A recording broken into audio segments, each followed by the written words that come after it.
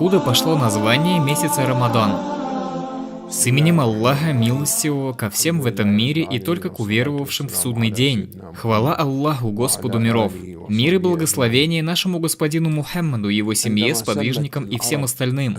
Когда арабы давали название лунным месяцам, у каждого месяца была соответствующая связь, причина. Мухаррам, Джумада, Сафар, Рабиуль-Ауаль и другие.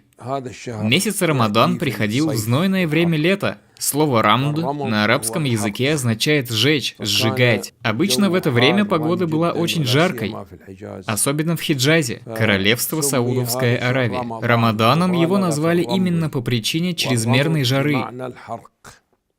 С приходом ислама оставили данное название из-за хорошего предзнаменования того, что этот месяц сожжет, очистит грехи.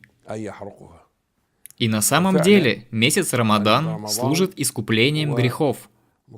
Всевышний Аллах дал этой умме взамен ее короткого срока увеличение награды за благие поступки в определенных местах и определенных временах. Всевышний Аллах увеличил награду за обязательные виды поклонения в месяце Рамадан в 70-кратной награде и также 70-кратно за желательные виды поклонения.